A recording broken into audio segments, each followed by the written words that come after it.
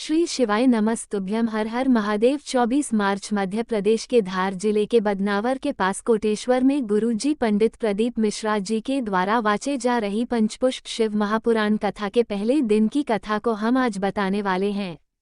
पहले दिन की कथा में गुरुजी ने कुछ उपाय पत्र की जानकारियां दी हैं। सभी की जानकारी हम आपको इस वीडियो के माध्यम से देंगे, तो बढ़ते हैं।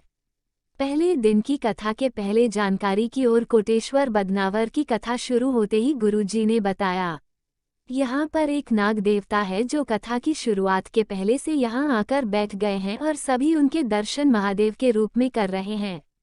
बढ़ते हैं पहले दिन की कथा की दूसरी जानकारी की ओर। गुरुजी ने बताया, आपने 1000 यह सवाल लाख भी बेलपत्र अर्पित कर दी, पर अगर आपने उसमें थोड़ा सा भी दिखावा कर दिया तो उन बेलपत्र का कुछ पुण्य भी आपको नहीं मिलता, बल्कि आपने शिवलिंग पर चढ़ी एक बेलपत्र को ही उठाकर उसे धोकर शिवलिंग पर अर्पित कर दिया तो भी आपको 1.25 लाख बेलपत्र अर्पित करने का पुण्य प्राप्त हो जाता है।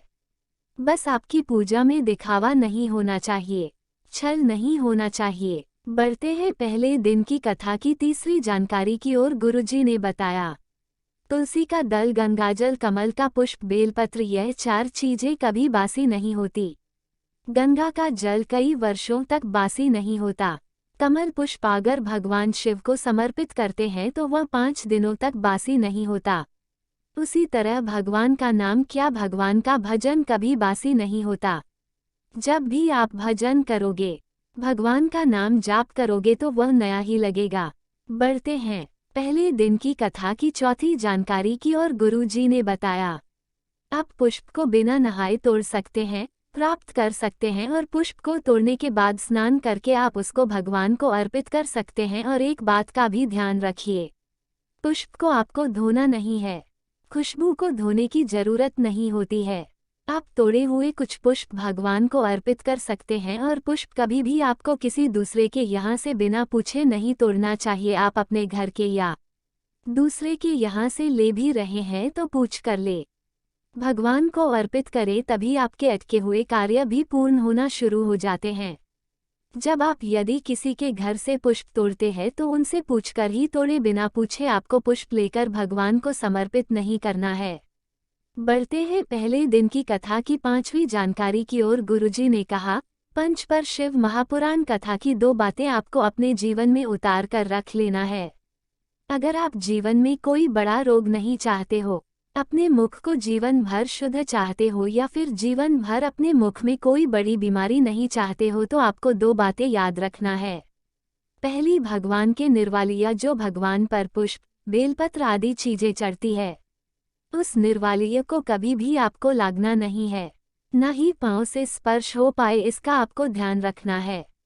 दूसरा है, आप पान या गुटखा खाकर उस मार्ग में थूकना नहीं है।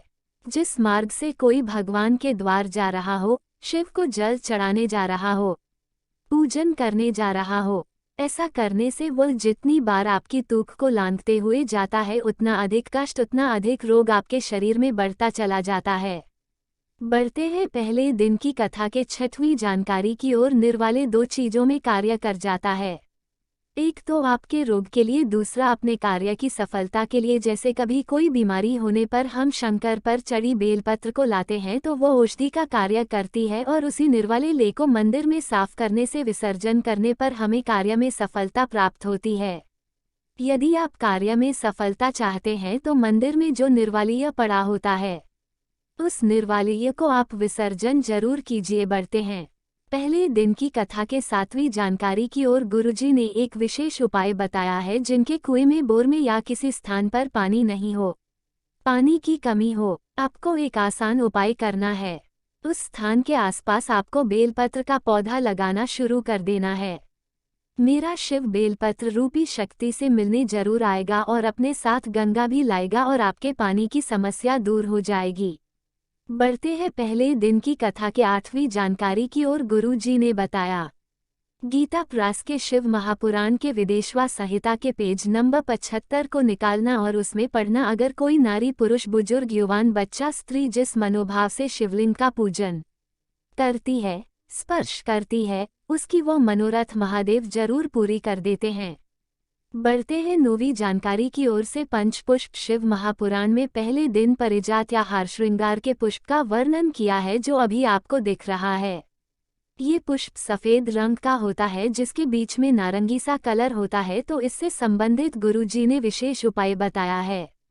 अगर संतान की प्राप्ति नहीं हो रही हो, किन्हीं कारणों से वंश की वृद्धि नहीं हो रही हो, तो परिजात के पुष्प से देवाधिदेव महादेव की आराधना की जाती है। तो आप वंश वृद्धि के लिए, संतान प्राप्ति के लिए, कार्य सिद्धि के लिए, वैभव प्राप्ति के लिए, अपने हृदय के सुख समृद्धि के लिए आप यह उपाय कर सकते हैं। गुरु जी ने परिजात के पुष्प अर्पित करने का एक विशेष तरीका बताया है, जो इस प्रकार है। सबसे पहले आपको परिजात के पुष्प को शिवलिंग में माता अशोक सुंदरी के स्थान पर अर्पित करना है और इस प्रकार से अर्पित करें कि पुष्प की डंडी शिवलिंग की ओर हो। इसके बाद माता अशोक सुंदरी के स्थान से परिजात के पुष्प को उठाकर आपको माता पार्वती के हस्त कमलों में अर्पित कर देना है, जो गोल काटी भाग होता है। आपको वहां पर अर्पित करना है, पर माता पार्वती के हस्त कमलों में अर्पित करते समय आपको इस बात का ध्यान रखना है कि पुष्प की डंडी का मुख आपकी ओर हो, जहां से भी बैठकर आप पुष्प अर्पित कर रहे हैं। इसके बाद माता पार्वती के हस्त कमलों से उठाकर आपको पुष्प शिवलिंग के ऊपर रखना है और इस समय पुष्प का मुख आपकी ओर होना चाहिए। और इसके बाद आपको परिजात के पुष्प का ही त्रिपुंड बनाना है। अब आपको त्रिपुंड कैसे तैयार करना है वह भी समझ लीजिए। पुष्प के बीच में आपको जो नारंगी सा कलर दिख रहा है, इससे 20-25 पुष्प को तोड़कर घर में ही रख लेते हैं, तो वह अपने आप सूख जाते हैं और उसे घिसकर उसका चंदन तैयार कर लेते हैं। धूप में रखने की भी जरूरत नहीं है। और जब आप यह उपाय करने जाएंगे, उसके बाद आपको इस पुष्प के चंदन से त्रिपुंड बना देना है और अपनी मनोकामना महादेव से बोल देना है, जिसलिए आप यह उपाय कर रहे हैं। वंशवृद्धि के लिए, संतान प्राप्ति के लिए, कार्य सिद्धि के लिए व वैभव प्राप्ति के लिए, अपने हृदय की सुख समृद्धि के लिए वो बोल दीजिए। बस आपको इतना ही करना है। ये उपाय आप सोमवार के अष्टमी को करेंगे तो काफी अच्छी बात है, पर जरूरत पड़ने पर आप इस उपाय को कभी भी किसी भी सोमवार को कर सकते हैं। अब बढ़ते हैं 10वीं जानकारी की ओर। परिजात के पुष्प का एक और विशेष उपाय गुरुजी ने बताया है। गुरुजी ने कहा है, प्रत्येक माह में एक मासिक शिवरात्रि आती है, तो आप प्रत्येक माह में पड़ने वाले शिवरात्रि में शिव जी को परिजात का पुष्प अर्पित कर देते हैं। तो बस इतना कर देने से महादेव आपका हाथ पकड़ लेते हैं और आपको कभी भी नीचे भी गिरने नहीं देते। जीवन में आप आगे ही बढ़ते चले जाते हैं, आपको तरक्की मिलती है। बढ़ते हैं 11वीं जानकारी की ओर। 3 शिवालय ऐसे होते हैं जहाँ पर महादेव को अगर हम परिजात के पुष्प को अर्पित कर देते हैं तो हमें मनवांछित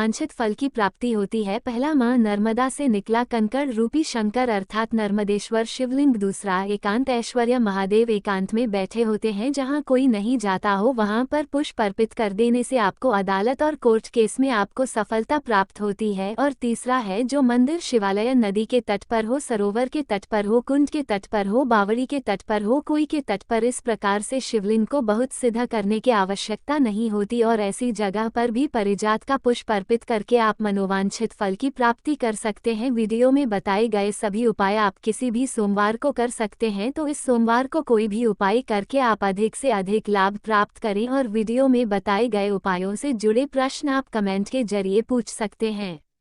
वीडियो में दी गई जानकारी अगर अच्छी लगी हो तो वीडियो को लाइक करें और चैनल को सब्सक्राइब करें। मिलते हैं अगली वीडियो में। हर हर महादेव। श्री शिवाय नमस्तुभ्यम।